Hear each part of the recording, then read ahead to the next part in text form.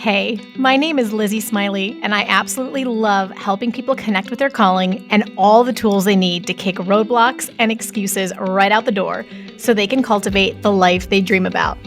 If you want to launch, grow, pivot, or scale your Etsy shop, or you've always wanted to develop the mindset and skills to run your own business, then I'm your girl. I've had that entrepreneurial spirit going strong since my very first lemonade stand, and now I'm a work-at-home mama with multiple online companies and a full-time Etsy shop, all while being present with my kids for the everyday chaos and most important milestones. On this podcast, we'll talk about all things business, mindset, Etsy, creativity, dazzling our customers, and so much more. There's plenty of room at this table for you, so scooch on in and let's go. I'm holding nothing back. Welcome to How to Sell Your Stuff on Etsy. I'm so glad you're here. Hey, you guys, welcome back to the show this week. I'm so excited to finally be releasing this episode interview with attorney Paige Hulse. This has been a long time coming. You've submitted questions. We're going to have the best time today, and I'm excited to share all of the answers, a little surprise that Paige has been cooking up, and also some really important legal information that you need to know for this year and how it was going to affect your Etsy shop with a new law that's come out and what's happening with AI. So if you are new to the podcast, Paige is our legal advisor. She comes on the podcast, answers questions, talks all things. Every single episode by her is very worth your time. If you're like me and you hate everything legal, you're going to love Paige because I usually want to stick my head in the sand like an ostrich, but she makes it so manageable. She breaks it down. She makes it not too scary. She helps you be preventative, and I love it. So let me read you her bio, and I just encourage you to go make sure you've heard all of her episodes. After working as a business litigator by day and running a calligraphy side hustle on the weekends, she was an Etsy seller like us. Paige Hulse left the corporate world in 2017 to form her law firm, Paige Hulse Law, serving creative entrepreneurs worldwide. Soon after forming her firm, she founded the Creative Law Shop, melding together her contract law expertise with her firsthand experience as a creative entrepreneur. Currently, the Creative Law Shop boasts more than 90 contracts, I think it's 97 now, that she has drafted for herself and her clients, assisting creative entrepreneurs run legally sound businesses worldwide without the expense of an hourly rate. Today, Paige practices trademark law through her law firm while also running her nonprofit for deployed Green Beret soldiers, which is called the Special Forces Support Fund. After a lifelong equestrian, she and her husband are building a premier boarding stable in Tulsa, Oklahoma, known as Fairway Stables. So I'm super excited as always to chat with Paige. These conversations are some of my very favorites, and she's so lovely. Like, I've gotten to know her off camera. We've become friends. She's the real deal, you guys. So I hope that you enjoy it as much as I do. Please help me welcome Paige to the podcast. Yay! Hi, Paige. Welcome back to the podcast. Thank you so much for having me. You're one of my favorite people I get to talk to. I'm really excited to be here. Thank you. The same. I've been prepping everybody for weeks, asking them to send me questions and getting them hyped that you're coming back. So we really, really, really appreciate your time and expertise, and you give us a lot of peace of mind having you in our back pocket. Thank you for saying that. I have to laugh that you use the word hype and legal in the same sentence there, because a lot of times people aren't really hyped to hear about what I have to say, but I'm hoping that today everything we're talking about can be proactive enough that no one has to be in that reactive position with business. I'm actually surprised to hear you say that. I feel like you're one of the people who keeps it cool, like keeps it interesting. You know, like I won't even listen to anybody else. Well, I thank you. I try. It's the law's not always, I know some people think the law is not always the most like fun side of business to talk about, but really like one of the many things that I love about you is that we can talk about legality in a way to like help people propel their business. We can talk about that kind of intersection of business and legality, where it's not just a matter of making sure that we've, locked all the doors we need to, but we've found those ways that we can monetize our companies and actually like strategize the legality to move our companies forward. So I appreciate that. Do you know, like sitting here thinking about it, and there are things that are super intimidating about law. I think the biggest one, which you literally have solved to now, is money. I think it's really scary for me because I'm like, what if I'm not going to, like, I need to do this to protect myself, but I literally can't afford that. Mm-hmm. Do you know what I mean? I think that's what really freaks people out. That and the, like all the fine print, and we get intimidated when we feel like we can't understand something, but you take that right out of the mix, and then it's the money part. Absolutely. two anecdotes to that real quick. One, this literally happened yesterday. I kid you not. You're going to have to take my word for it because I won't show you the email. But I was negotiating a deal for a client yesterday who waited to trademark their business. Someone else came along, trademarked it first. We're now in litigation trying to get this sorted out. They're probably going to end up paying. My goal is for them to only have to end up paying, not me, but the other party, $30,000. That's my goal. It's probably going to be more like 50. Okay, so trademarking with most lawyers costs less than $3,000. So my client looked me in the eye yesterday and said, if I had chosen to trademark 2 years ago when you told me to, would it have would that have been that whatever percentage insurance policy that I could have bought then that would prevent me from what I'm paying now?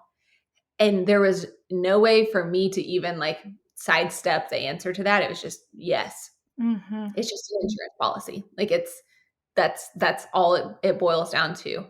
And then literally right after that, I was talking to somebody who just to your point was saying they didn't think that the legal side of business was, this is someone who's been in business for years as well, but he just started a new company and he said he's been able to bootstrap it long enough. He doesn't think that the legal side is where his money needs to go. And he literally got a cease and desist and was talking about just trying to ignore it and see if they go away. And I told him the exact same anecdote from yesterday morning that I just told you. And he was like, I'm just going to roll the dice. And I was like, okay, you do you, cool. But yeah, that's where we are business owners and we have agency and we have ownership over the decisions we make. So, but actually that's when I think about someone who's trying to build something that would be worth trademarking, $3,000 isn't a huge chunk of money. Even when I think about it, I mean, I know for the average family, for sure, the average Etsy shop, but I'm saying when you're going to trademark something, you're trying to build a legacy company, right? Is that a fair? Oh yeah, absolutely. And as someone who's in the midst of startup mode myself, like $3,000 is a heck of a lot of money to me, actually. Sure. So I don't want to be right about that at all. But again, I'm not just like coming up with these stories just to be convenient. To make the point. This happened literally last week, and this is my grandfather. And I jokingly told him I was going to have him, I wanted to re-record our phone call and I was going to like video record it so that he could be my best testimonial on my website. My grandfather is a lifelong entrepreneur and he just sold, I like forced him to let me trademark his company name a few years ago. He'd been in business for, at that point, 55 years, 60 years. And he was like, well, we obviously have gotten away with it fine before now. And I was like, yeah, you're right. But you will want to exit this company. Like at this, he's 91 right now. He was 86 at the time. I said, Papa, you will exit this company at some point in time. You're probably going to you're at least going to want to have the option to sell it. If we trademark this name, I said, I promise you right now, I said, I bet my law license that we will raise the value of your company when you sell it. Lizzie, he called me last week when I was at a mastermind in Colorado, and I took a picture of where I was sitting so I would not forget this. His company just got acquired and they ended up doing a separate transaction for the intellectual property of his company. He has a swim school, or I should say had a swim school. So it's not like he built like methodologies or like patents or anything like that. The name and that brand value of what he built, they executed in a separate transaction that was worth 36% or was an additional 36% of the purchase price of his 65-year-old company. Oh, and so it was that phone caller who's like, you were right. I was like, those are the types of stories that, decades from now, we and our peers will start to experience. But I want to share some of those stories now so that we have the benefit of that foresight, so that we're forewarned and forearmed to set ourselves up to be in a position like my grandfather was, literally last week.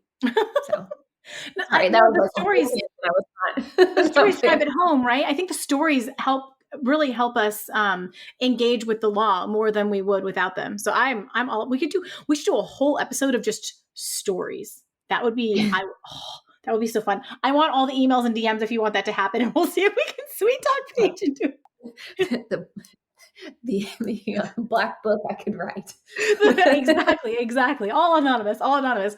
But you know what? This is perfect little segue, because in the name of making sure we're doing basics to protect ourselves, I was wondering, because I've got all your emails about it. At the end of last year, they released the Corporate Transparency Act, which was going to start affecting us this year. And I guess it really affects small businesses a lot. So could you please give us a little bit about that? And then you guys, Paige has a ton of information on this, what you need to do and everything. And so I'm going to link to the place on her blog where you can get that information. But give us the dumbed down version.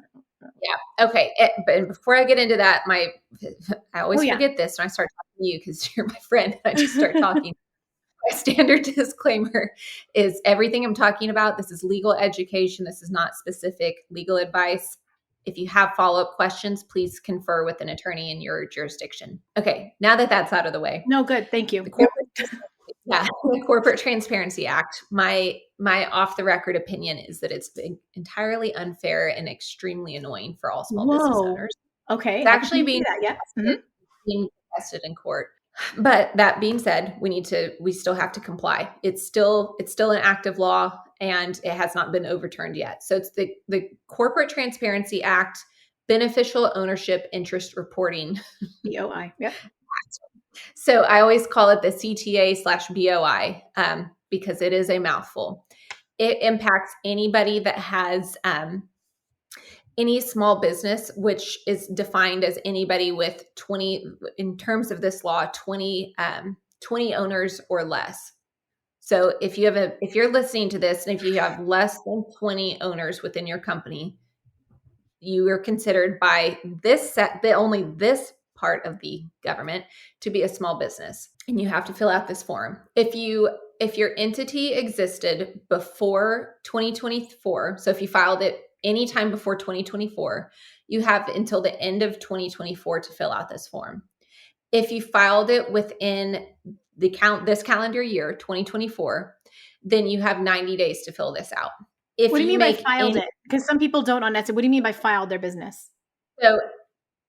Thank you for asking that. Okay, so if you have an LLC, an S corp, or a corporation, whenever you formed it with the state, so whenever you filed your articles of organization for your LLC, for example, that's the date we're talking about.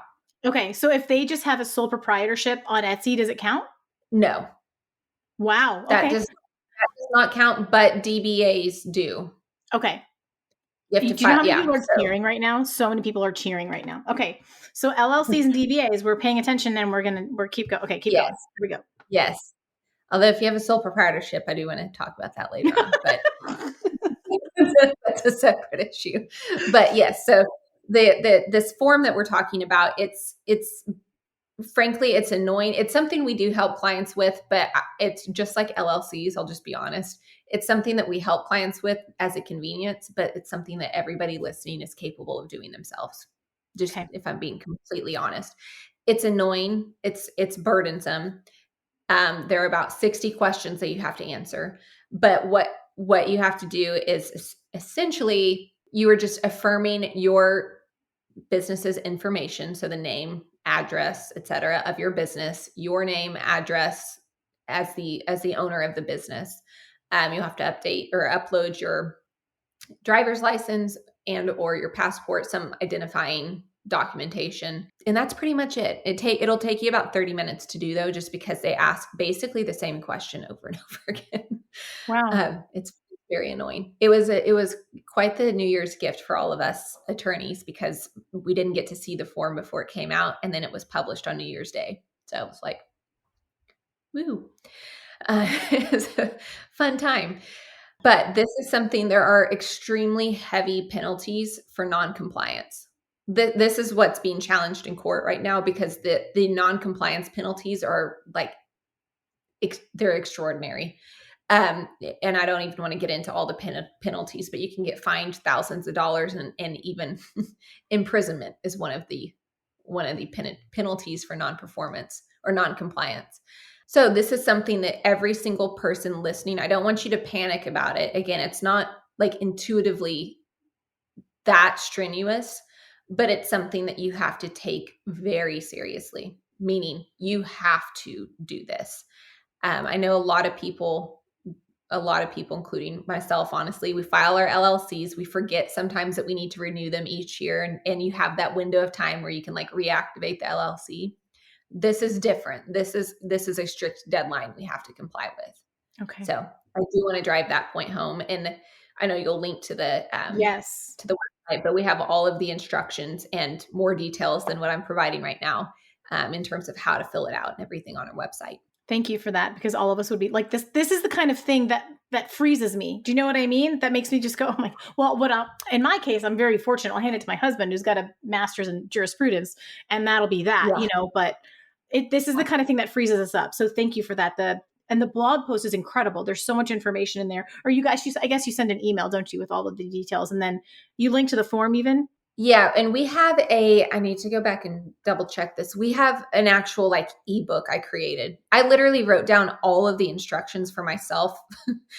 Like as I was going through, I read every bit of this law and literally every single line of it, and created that ebook for my own like instruction manual. Cause I literally didn't know what the form was going to look like on New Year's Day. So it's like, okay, I don't want to have all of those tabs open to like cross-reference. So created the ebook to use to fill out my own. And then that's what's on the website.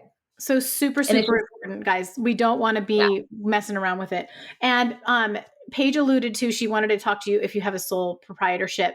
And in the very first episode that she came on the podcast, she talked through that, like what kind of the risks were of that and why she recommends Etsy shop owners, even if they're new, even if to have an LLC. And I will link that episode so that you can hear what she had to say about it.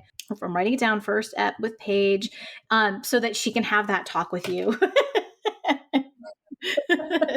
And you can hear what her thoughts are on that.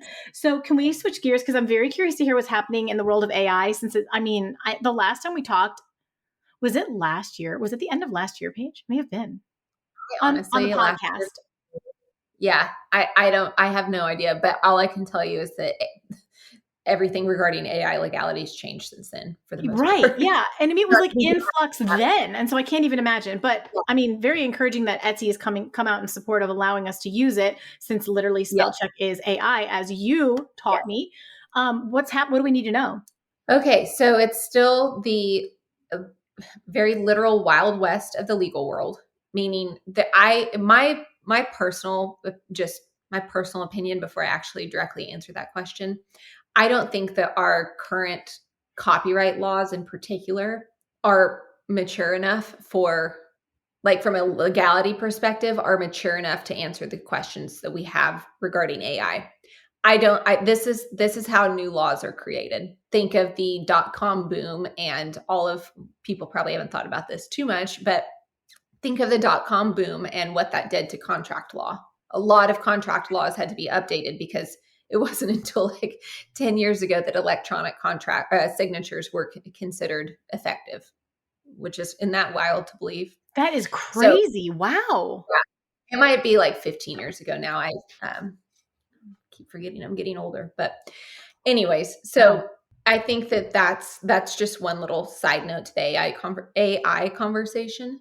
What I will say right now is I'm advising every client, if you use AI in any way, shape, or form for your client services or what you are creating, if on a custom basis for your clients, if you're using AI, go ahead and disclaim that you are using AI. That might be an unnecessary step, admittedly. That might be overly conservative. When in doubt, I'm going to always advise my clients act in an overly conservative manner. The reason I say that the reason I do recommend that every client does that is because copyright laws are what we're primarily focused on when we're talking about AI right now. And just as a brief recap, if anybody's confused about copyrights versus trademarks, copyrights cover tangible works of authorship. So a course, a print, a photo, like literally anything that you can hold in your hands or download. Trademarks cover brand identifiers, like a logo, name, slogan. Okay, so copyrights are the kind of crux of the AI question right now, because the Copyright Office initially said that anything that is created, anything that can be copyrighted must be 100% created by a human author. So only a human author as a creator can register the copyrights. Reverse engineering the logic, the reason why that's important is because according to US law, if you have a work that could be copyrighted and someone copies that work, so you have a course and somebody copies the course, if you want to take action against them to protect your intellectual property, you have to actually have that copyright registration in hand before the incident of copying occurs. This is another reason why I will be intentionally repetitive and say over and over again that being proactive and preemptive with how we protect our businesses is important and literally opens doors for us. Because my clients that secure those copyright registrations, all we have to do is send one letter citing the registration number to usually shut down the copycat, rather than get into like a demand letter or cease and desist, protracted dispute. Coming back to AI, the reason why those two issues intersect so much is because if copyrights constitute, or sorry, if the work that is being copyrighted is created by, let's say it's 50% AI, 50% human creation, there's a question of law and fact right now in terms of whether or not that warrants copyright protection. So if someone listening to this sells, I'm trying to think of a good example. If someone listening to this sells like website templates on Etsy or something, that might be a weird example. No, that's a good one. Yeah. And you want to actually be able to protect the copyright rights to those templates that you're selling. You can't, they have to be a human creation. You can't rely upon AI to help you create that more than this is literally where the law stands, more than a certain amount. So when defining, and also like, how do you look at something and say like, oh yeah, that's 22% AI. And like, I don't know how to do that math. This is where like you get lawyers that just argue, but this is where we can always let's always look to those smarter than us. Right now, the Authors Guild requires, so we know what the Authors Guild is. They require that any work within the Authors Guild be comprised of, I think it's right now, I think it's less, it has to be at least 90% human creation. So no more than 10% AI. So I just go by their standards because quite frankly, if we actually think about how laws work, they're going to be spearheading any of the lawsuits that are going to help us actually get an answer to this question anyways. So I'm not going to sit here and try to come up with other percentages for clients. Coming back to, sorry, I know this is like a twisty, windy road. No, that's really helpful. Coming back to our the actual answer to that, the reason why I recommend the clients disclaim the use of AI is because it's such a gray area right now that the worst thing that you can do is be overly protective and overly communicative with your clients or customers. And so I'm being a little bit facetious when I say that, but the worst that can happen is that you're a little bit more professional than you need to be. Yeah. Like that's just a good thing. So I have a question for you. Can I be your coach? Since 2012, I've been working with business owners in all different walks of life and helping them figure out how to grow their businesses, develop themselves, work through fears and challenges, launch a new idea, or create a very fresh vision for their life. One of my core strengths is generating ideas and casting vision on a project. And I would just love to do that for you. Whether you need coaching for your Etsy shop or a completely different business project, I'm here to partner with you for breakthrough and brainstorm brilliant strategies with you. My experience in everything from corporate America to network marketing to consulting, web design, blogging, Etsy, Shopify, social media management, and now course creation and podcasting has given me quite the breadth of knowledge to help my fellow entrepreneur. And I would be totally delighted to work with you. You can book a coaching session over at howtosellyourstuff.com or shoot me an email at lizziesmiley@yahoo.com and we'll find out if we'd be a good fit. I cannot wait to meet you and hear what you're dreaming about. Etsy's requiring it though. In their new terms and conditions, you're required to disclose that you've used AI. So that just makes it easy. Yeah. And if you're using Shopify or anything else for your other sites, you make sure you're doing it there at Paige's suggestion. Exactly. I'm recommending that everybody include it in their terms and conditions on any website. And Etsy's actually kind of spearheading being proactive about disclaiming it, which I appreciate. So it'll help us with in terms of reviews. People can't get as upset. I'm sorry, This was disclosed, So exactly. Yeah. Okay, super interesting. Also, I'm embarrassed, but I'm going to say this just because I constantly embarrass myself on this show. I didn't realize you had to file a copyright. Yeah. Yeah, that's a big misnomer. Mm-hmm. Okay. So, yeah, go ahead. Talk about it because if I didn't know, maybe someone else, or they're just going to be rolling their eyes at what an idiot I am. I knew you had to file a trademark, go through an attorney, and have the proper search done. But I thought anything that was just created had copyright coverage on it. What do we have to do for that? So you're, not to sound like a lawyer, you're kind of almost right, but not really.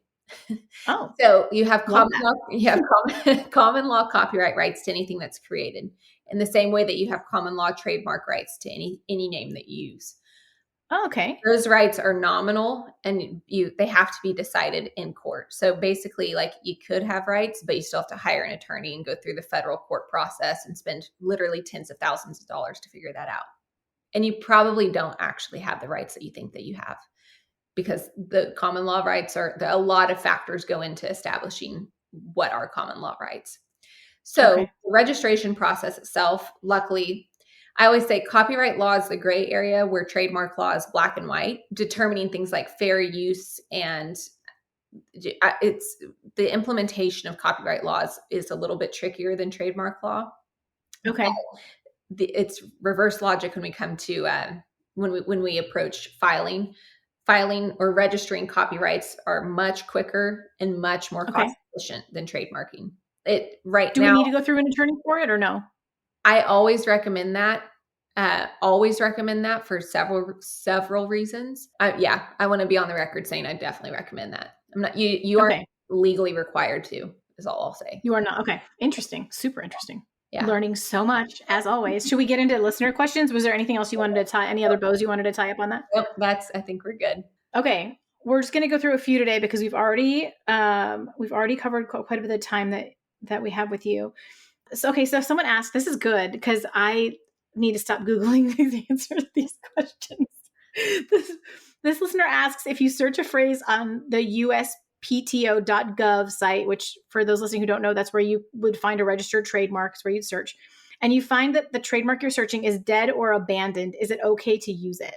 Yeah, I love that question. So yes, that does mean it's okay. If it's dead, it definitely means it's okay. So trademarking works. You have to renew a trademark every 5 years within the first 5 years, and then every 10 years thereafter.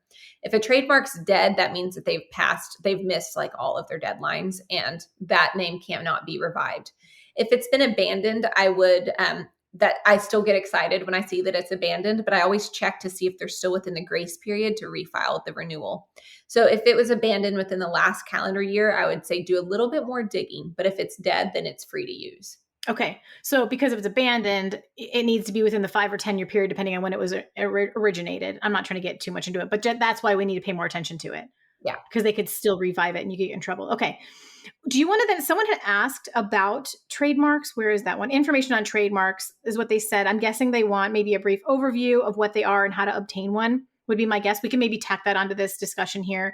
Also, the new USPTO.gov was supposed to be easier to deal with. And I feel like it's more complicated. Is that just me? Do I need a better tutorial? How do we learn how to use it? It's not just you. They're still working out bugs. This is one of those like private conversations that lawyers have all the time also. If I'm in the trademark law Facebook group, and some people love the new search and some people hate it.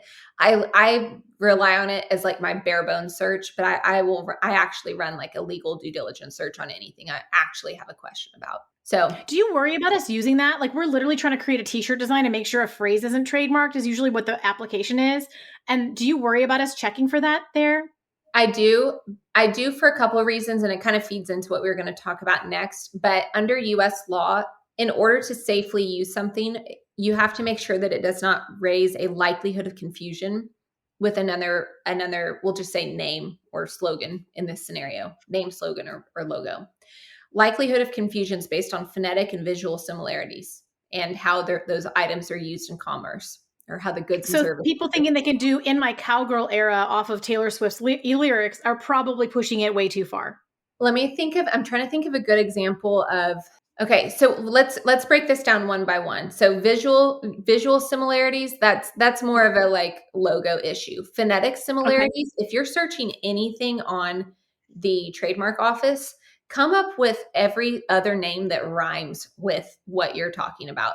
So when again, I'm trying to think, I have one that I was working on yesterday that I can't say, but okay. So I'm sitting here looking at a book called Right Thing Right Now. So let's pretend like Right Thing Right Now is the wording that I want to find to see if it's available to use on a t-shirt or something on Etsy. I would search any type of creative variation of that wording that I could think of. Like, I don't know if it was like fight thing, fight now, or something like that, but anything that rhymes. This is where I would never type in that wording and say, oh, I don't see it on the first page, I guess I'm good to go. A lot more literal diligence goes into determining what's free. And that's a very easy trap that people fall into literally every single day. So just make sure that if you're searching something, keep in mind, again, those phonetic similarities. And then I also mentioned goods and services. So without getting in the weeds too much, if you find a company that maybe has a name that kind of rhymes with what you're talking about, or has a slogan or something that rhymes with whatever you're searching, but let's say they sell oil and gas equipment, or like something wildly different than what you're selling on your Etsy site. This is where you have to it's a case by case scenario, but you wouldn't worry about that so much, because from the perspective of the consumer, so I just got a text from somebody in the oil industry, is why I'm that as an example. If somebody was coming to your Etsy site because they're trying to find a piece of like a drilling pipe or something like that, like the customer's not going to get confused enough to accidentally buy a t-shirt from your Etsy shop when they meant to buy something like that. I know that's a really weird example. No, that helps though. Yeah. Totally different industries, like totally different use case. Exactly. And I've only lost one trademark before, and the only one that I've lost, and we're in the process of appealing it right now, but it was a client that sells fine, literal diamond jewelry, like engagement rings and fine jewelry. And we lost that trademark because one guy had an Etsy shop that sold one pair of windbreaker sweatpants. And the examining attorney's argument was that both items could be worn on the body. So ipso facto, there was a likelihood of confusion. And again, we are appealing that because I strongly disagree. But when I want to use that as an antidote right now, just to say, you have to look at it very broadly, very, very broadly. And if you have an Etsy shop that's creating prints, and you see that the wording of what you want to put on the print is kind of similar to what somebody else has put on, like a t-shirt or a mug or something like that, those goods are too close to one another. So I would steer clear. Okay. What else do you think we need to know as a basis on the trademark question of? So if you are running your Etsy shop or conducting business under any name other than your literal name, so anything other than your first and last name, or like I'm a great example of this because my law firm is Paige Hulse Law. So so I can't trademark that name because it's my last name. Okay. So I don't have to worry about this. Now, my other companies, I do, of course. But if you're operating your business under anything other than your name, then you at some point will need to trademark. It's a matter of when, not if. And It's up to you as a business owner, of course, to decide when you do that. The risk that you run until you reach that point is that anybody else can go trademark the name that you're operating under and then send you a cease and desist letter and force you to rebrand.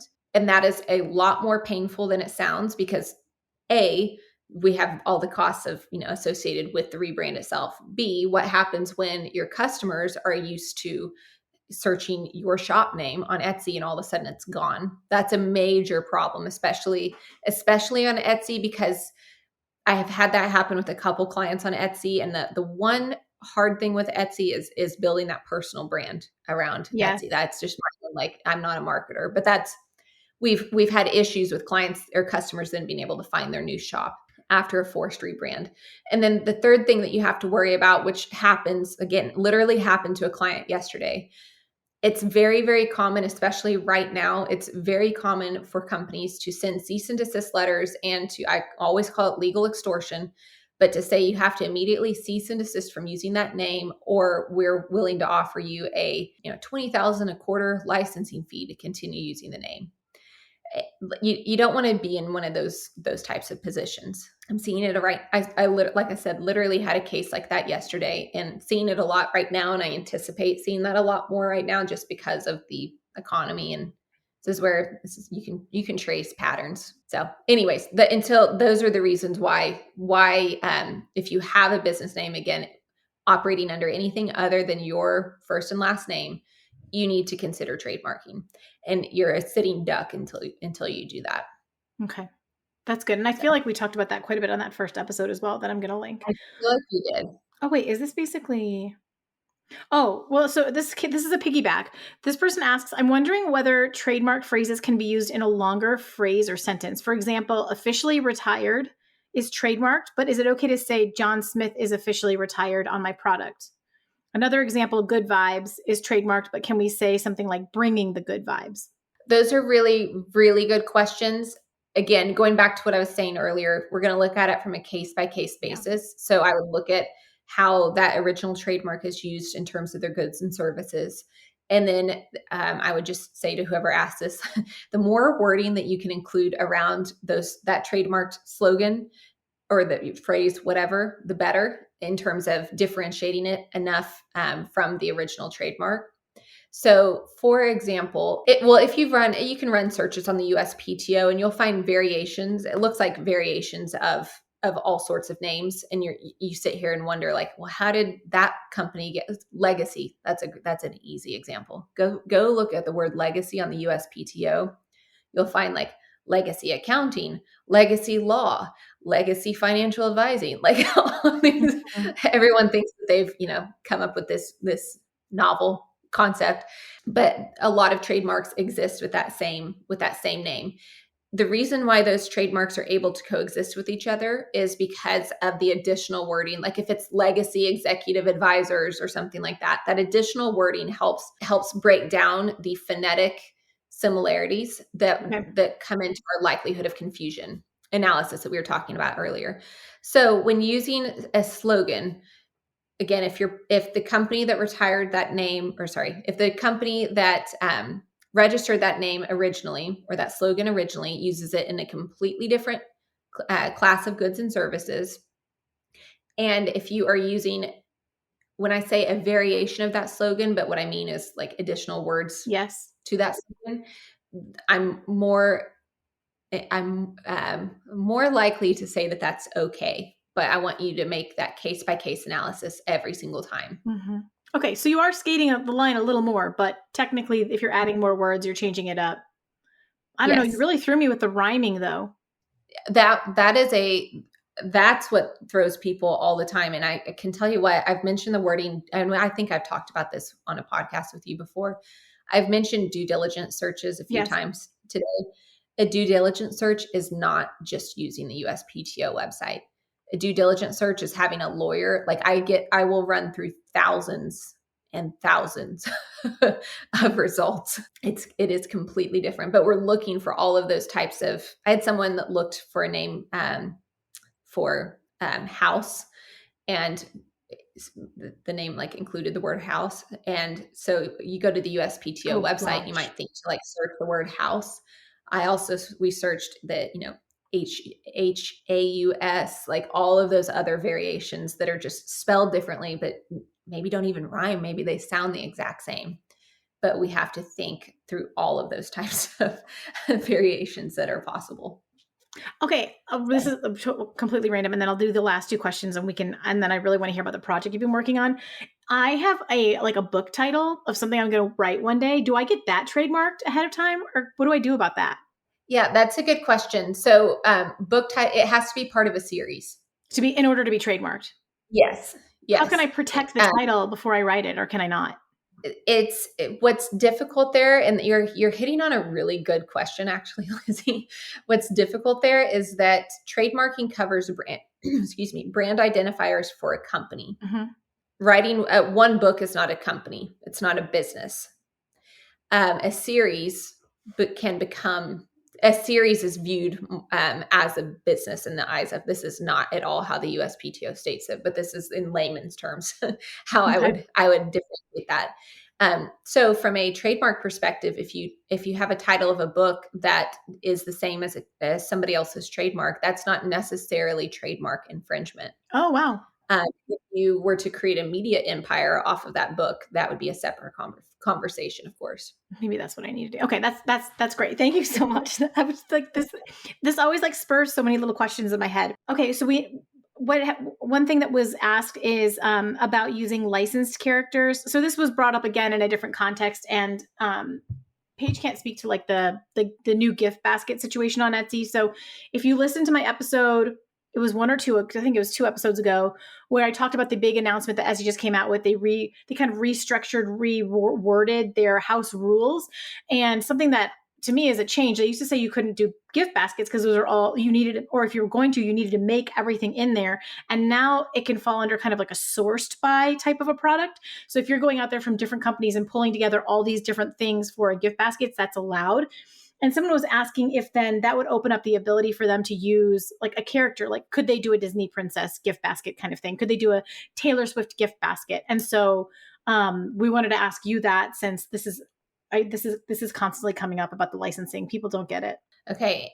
Unless a license is think of a license as think of it as a piece of paper that that I have in my hands, that I have to tangibly hand to you, that you have to hold in your hands. You don't just get a license. It's something that it's an operation of law. So in order to use something that is protected, like Disney and Taylor Swift are 2 great examples, because look at how many trademark. I always use Taylor Swift as my trademark. Everyone loves it. She's the trademark queen. Look at how many trademarks that she has. If somebody wants to use, and I actually was looking at this for a client the other day, so I know specifically she has a trademark for. I'm gonna release something about this soon, but she has a trademark for what was it, the female rage. The urge, the female urge. No, it was something about the diary of female rage or something like that was one of the recent trademarks. But she has that trademark. It's pending, but let's just pretend like it's passed. Oh, wow. It's pending for apparel and accessories and things like that. Coming from Paige Hulse. I know. It's, God, what was it? She just used it in her she just used the phrase in one of her concerts. But anyways, okay.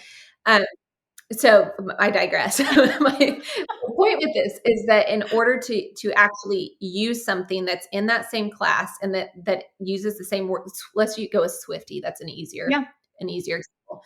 If you want to sell any type of merchandise that uses the word Swiftie, or she also has the design mark trademarked as well. So the typography that she uses with the album that's associated with, you have to actually have a license from her to do that, or from her company to do that. You can't just replicate it. Disney is just stand far away from anything when it comes to Disney trademarks or Disney items. You have to have a specific license. The NFL is also a good example of this. Colleges. If you want to, going back to our Taylor Swift example here, if you wanted to put together a gift basket of items with Taylor Swift merch and Travis Kelce merch, the Kansas City Chiefs are going to have an issue with that, and Taylor Swift will as well. Because anything that contains somebody else's, any of their intellectual property, so in this case, their trademarks, or it could be their copyrights, etc. Lyrics, yep.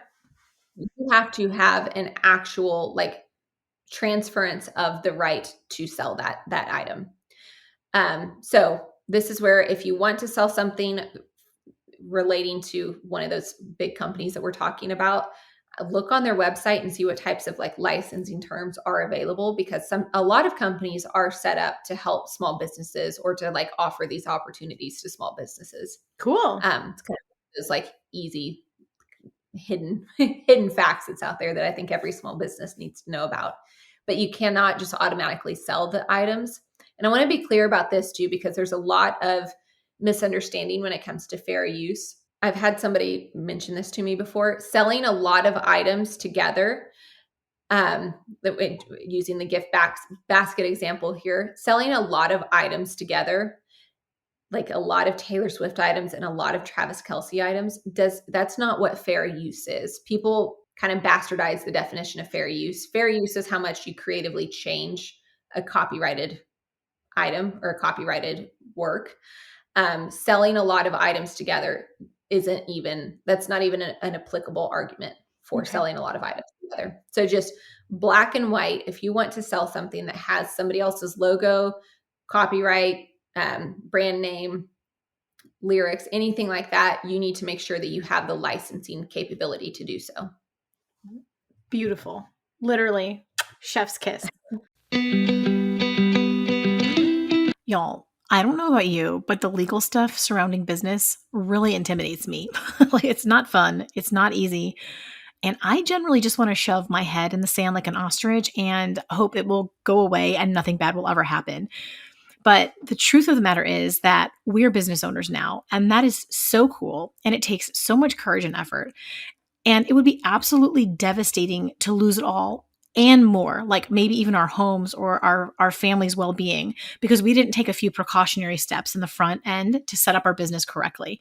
So whether you're just getting started on Etsy or you've been selling for years now but never quite got around to the legal setup, I want to make sure you know about attorney Paige Hulse and her creative law shop. Paige used to be an Etsy seller just like us, which I freaking love because she gets us, she understands the nature of our business and the Etsy platform so well, like so much better than, some local attorney who maybe understands general law.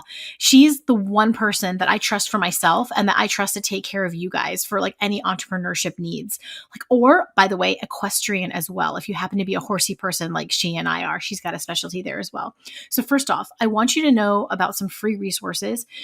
Paige was on the podcast 3 times so far. So if you look for episodes 36, 61, and 86, great free advice there. You can learn some of the basics from her of how to protect your business, the way you need to set it up correctly. She's an absolute doll and she's smart as a whip. And also, you're going to love the easy way that she breaks down like complicated legalese. Like I can actually focus on what she's saying and not go blank because it's so technical. You're going to love her. And also, this is really important. I want you to know that she's available if you, especially in the United States, of course, like if you run into legal trouble or if you need to register a trademark or you have some other issue with your business that requires legal advice, you can just search for Paige Hulse Law. Hulse is spelled H as in horse, U-L-S-E. And I'll also have her sites, of course, linked in the show notes for you guys.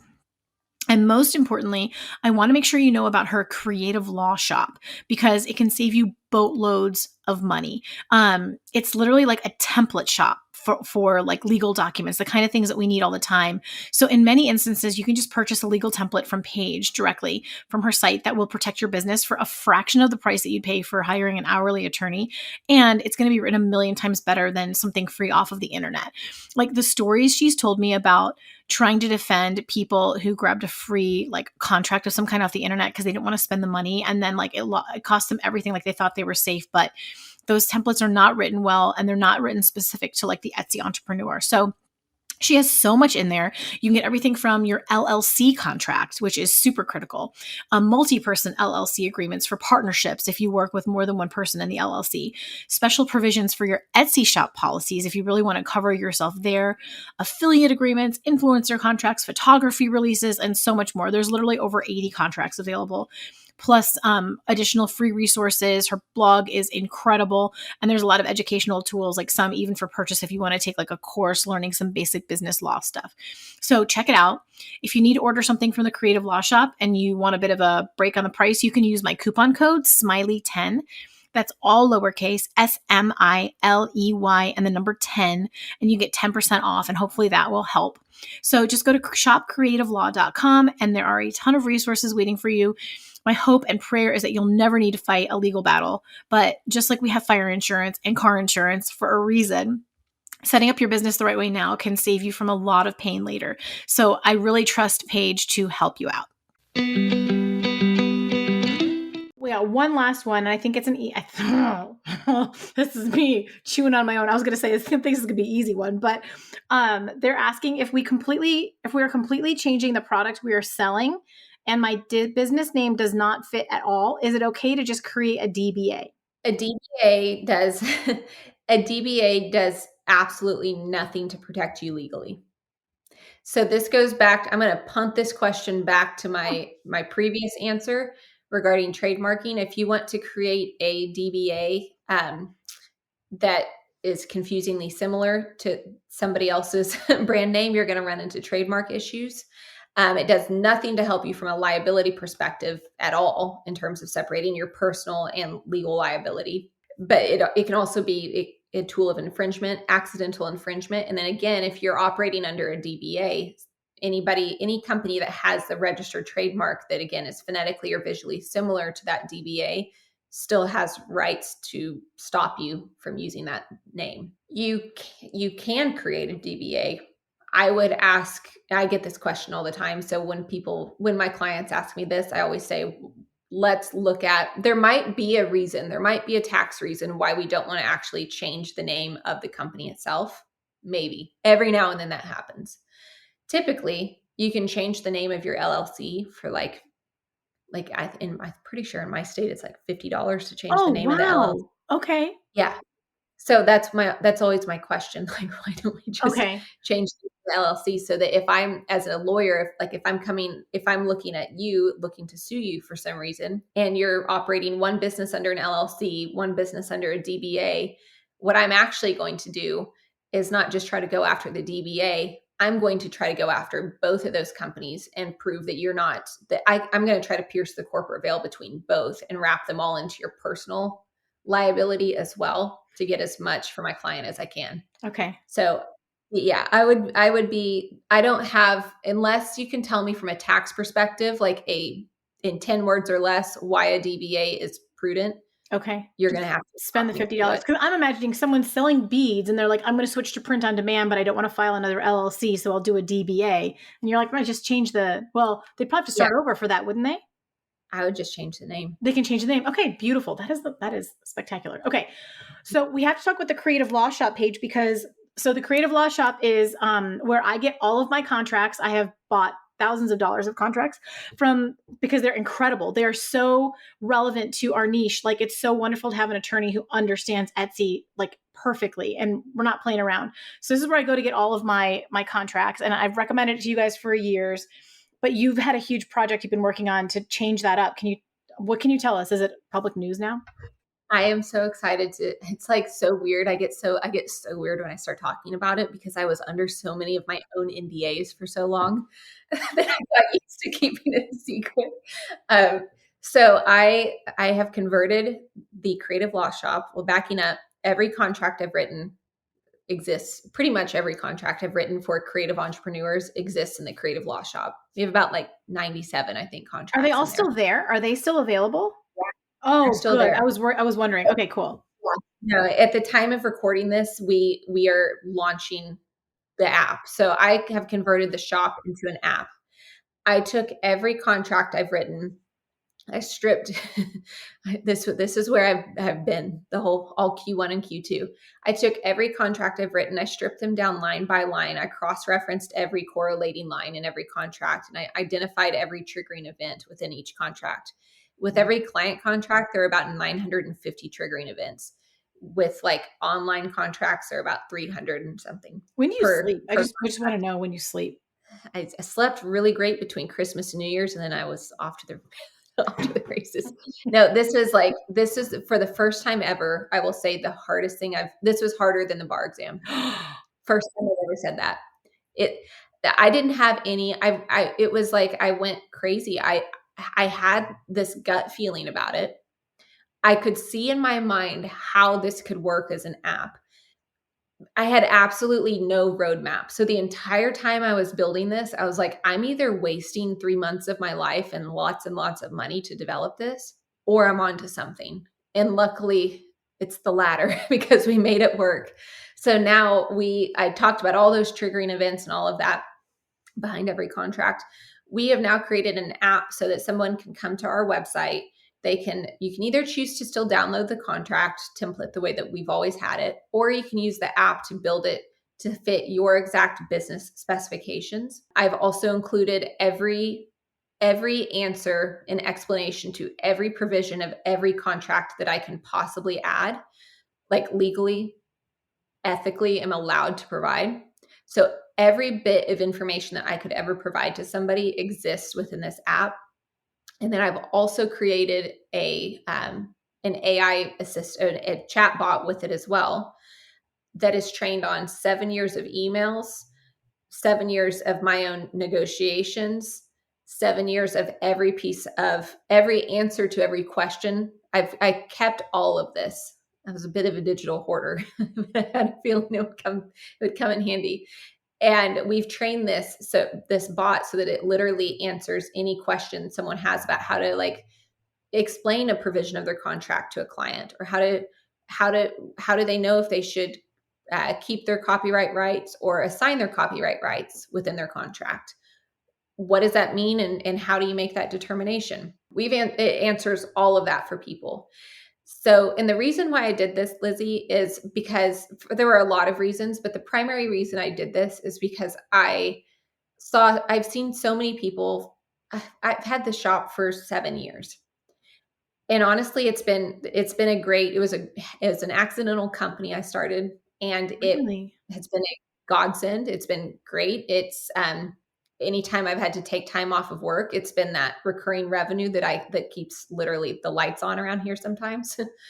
And the business was doing great. I just had this integrity issue with my own company. And I felt like something needed to change because I saw so many people do exactly what I told them to do, which was download the contract that I've written, the template that I've written, and just modify it to fit your own business, and then use it. Don't take out any of the important provisions. Right. I saw people try to take that advice, but accidentally, take out provisions that were important, or use the wrong wording for something, or I saw people shoot themselves in the foot a lot of times when it came to negotiate, or even just maybe they didn't do anything wrong with their contract. They just didn't know how to negotiate it.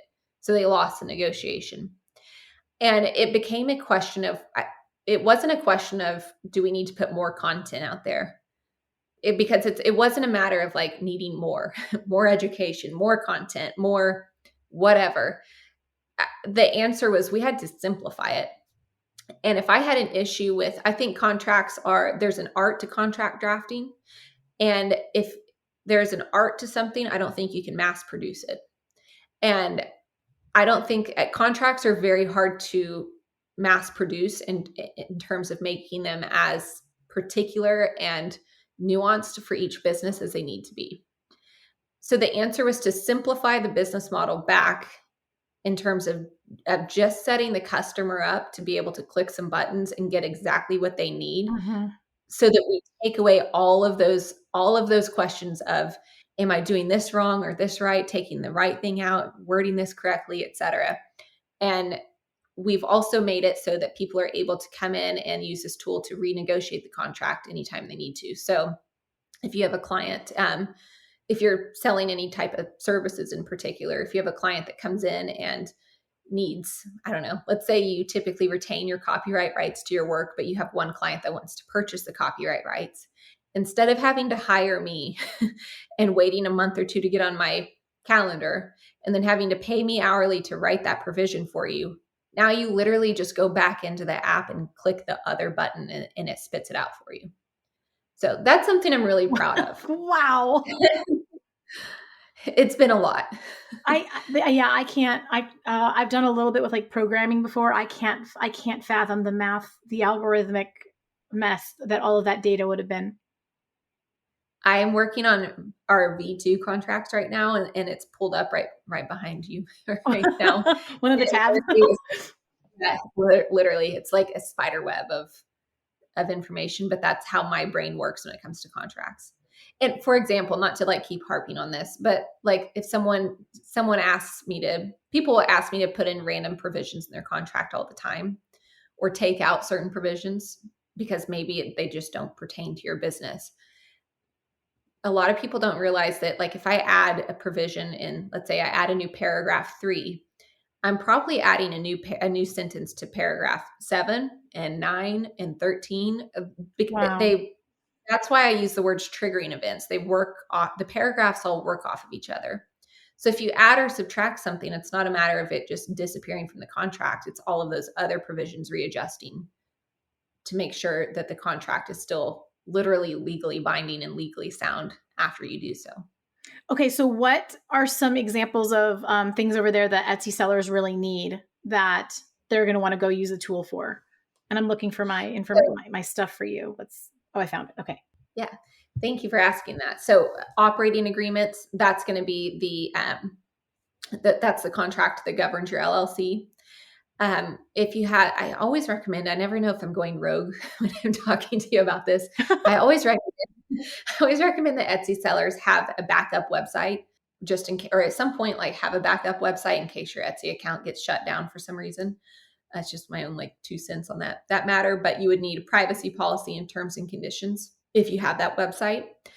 If you do any sort of terms and conditions of the sale of goods and service, or of goods, is something else that people would need. And then if you do any sort of like one-on work or client work, then we have a business to business contract, and we have any type of client agreement that people would need. Literally any type of client agreement I've seen a creative entrepreneur need in the last now 10 years of having my own creative business.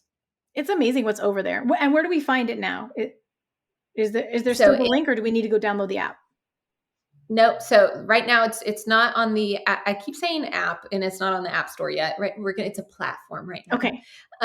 So you can still go to shopcreativelaw.com and you'll be able to get to it. And the link will be, it's actually going live in the next like 24 hours at the time of us recording this. So it's going to be foundry.shopcreativelaw.com. It's okay. But the other one will redirect to there, right? Or do I need to update my link? Okay. It'll redirect. Yep, that'll be good. I love the word foundry.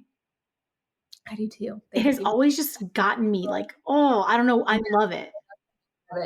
I love the meaning of it. And I wanted this to be, that's a whole other business podcast that I'd be happy to talk about anytime. But figuring out if I didn't know if I was building a new company or if I was evolving a current company. And that was a really tough business decision.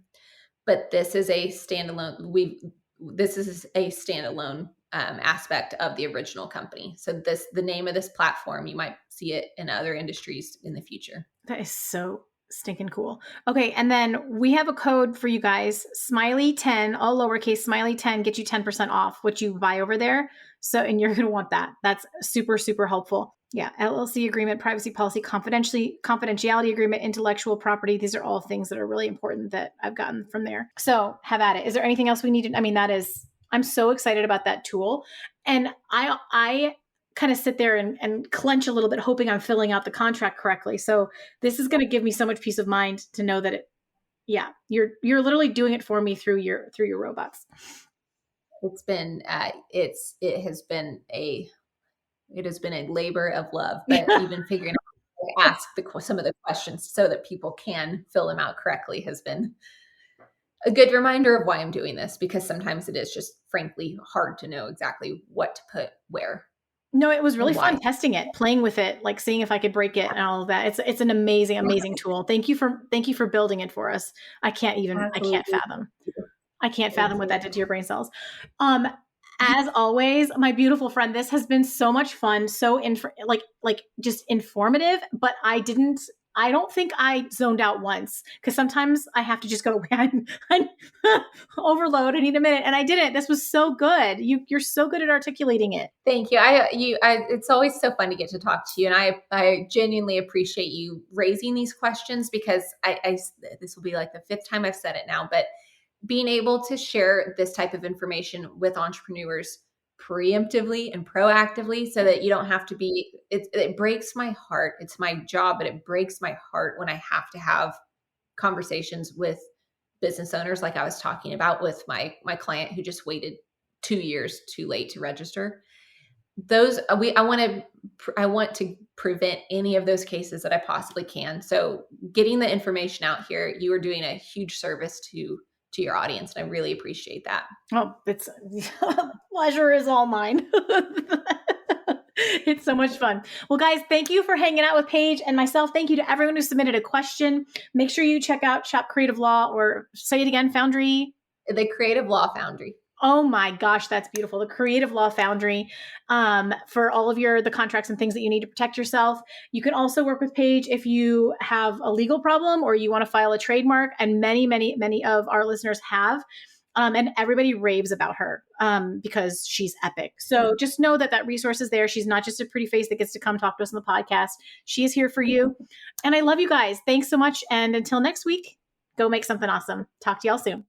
And that's a wrap on this episode of How to Sell Your Stuff on Etsy. Thanks so much for hanging out with me today.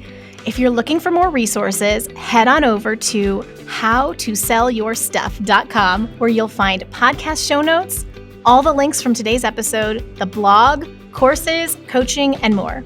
If this episode was helpful to you, awesome. The greatest compliment I can receive from you is a rate, review, and subscribe on this podcast. Not only will it allow us to connect again on a future episode, it lets me know I'm providing you with value and helps other people find this content more easily. From the bottom of my heart, thank you for your support. Have a great day and see you next time.